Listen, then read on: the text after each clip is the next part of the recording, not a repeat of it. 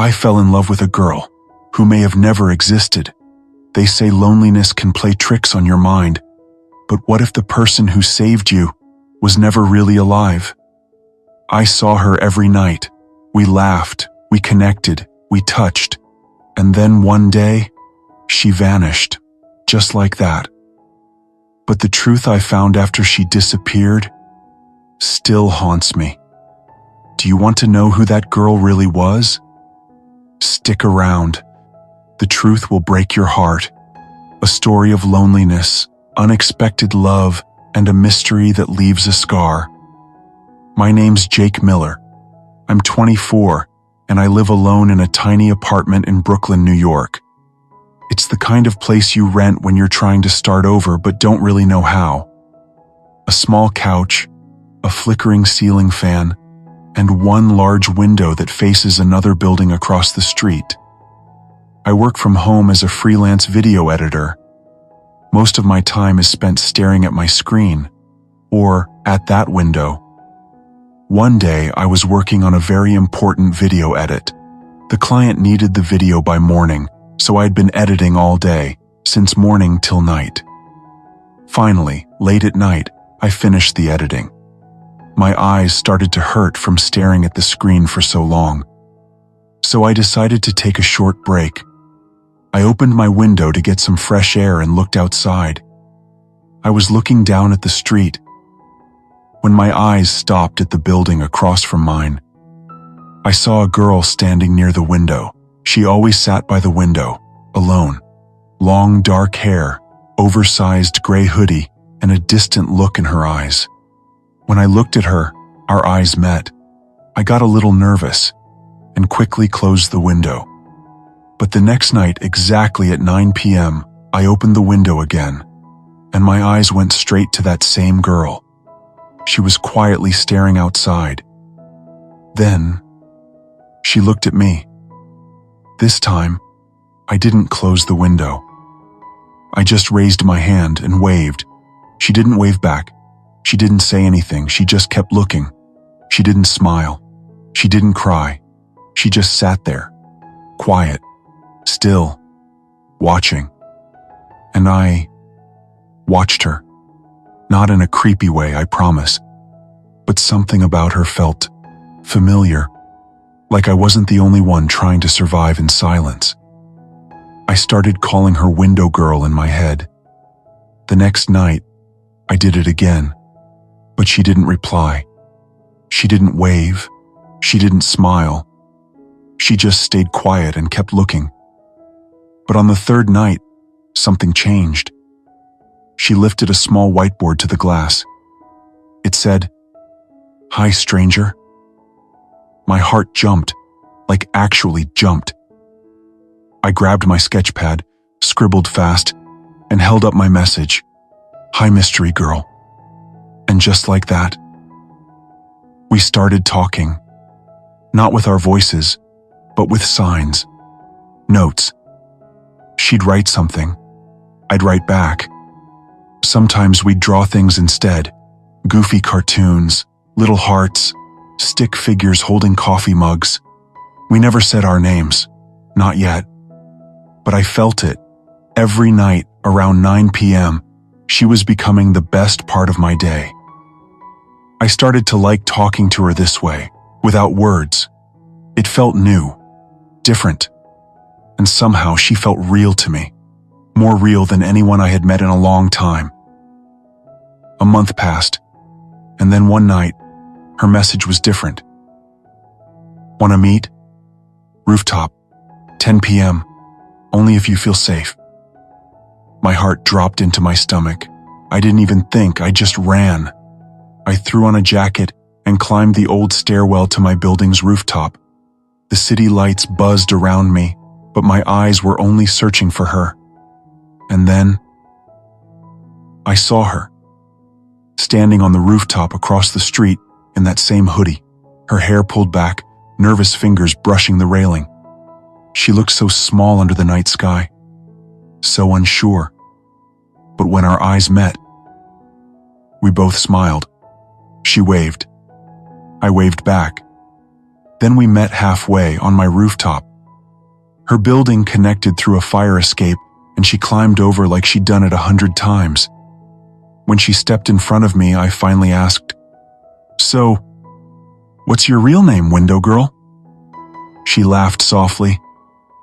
"Elena." "Jake," I said, offering my hand. She shook it. "Nice to meet you. Again." We sat on the rooftop for hours that first night, just talking. She told me about her life, how she was a poet, not published but passionate, how she used to have a boyfriend who moved away and never came back, how she didn't like crowds, or loud noises, or people who pretended to care. She said the window felt like a safe space, her small escape.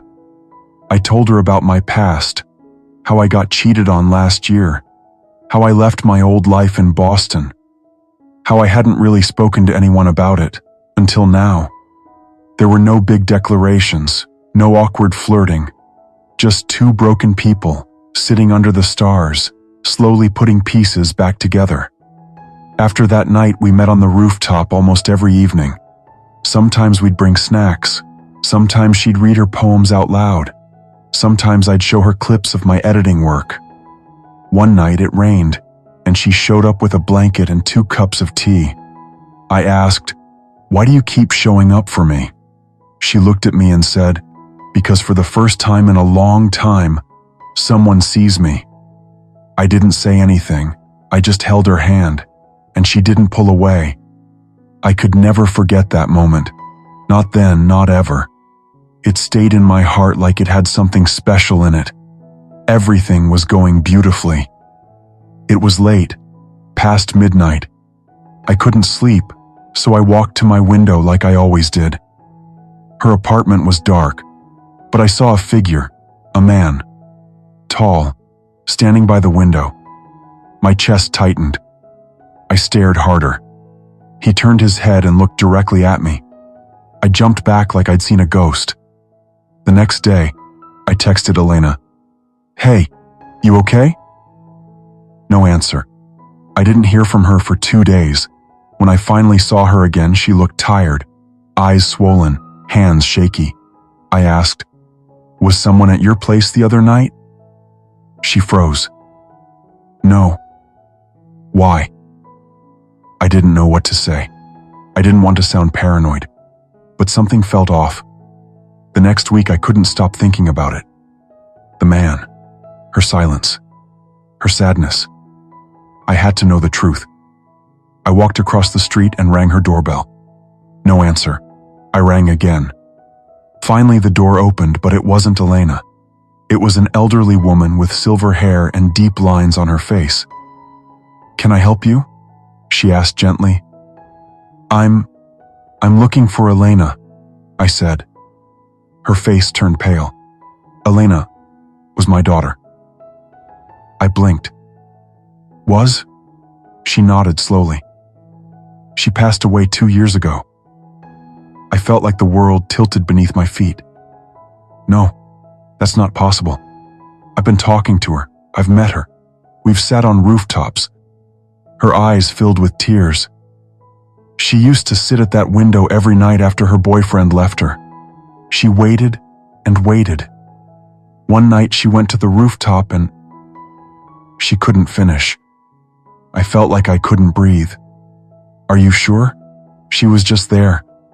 Last week." The woman looked into my eyes and whispered, "Grief can make you see the things you wish were true." I was shocked. How could this be possible? I had been talking to that girl for so many days. We spent time together. We shared moments. Was it all a lie? Was it just my imagination? And the biggest question, was Elena really not in this world anymore? But in the end, I accepted the truth. As hard as it was, I had to let it sink in. It's been months now. I still live in the same apartment, still stare at the same window every night. Her window. It stays dark now. No light, no movement, no signs. But every night around 9 p.m., I still look. Because even if she was a ghost, or a dream, or a shadow created by my own loneliness, she made me feel alive again. And for that, I'll always wait by the window. Sometimes the people who come into our lives, whether for a moment, a memory, or a miracle, don't stay forever. Maybe they're angels, maybe they're ghosts, or maybe they're just what we needed at that exact moment. Elena taught me something I'll never forget. Even broken hearts still beat. Even shattered souls can shine. If you're hurting, if you're lonely, if you feel invisible, remember this: you are not alone. Look out your window, not because someone might be watching you, but because sometimes healing begins when you finally let yourself be seen. And last, this is for you all. The most beautiful souls are the ones who carry both pain and love in silence. What was your favorite part of the story? And what did you learn from it? Did you pick up any new words? Let me know in the comments below. I'd love to hear your thoughts.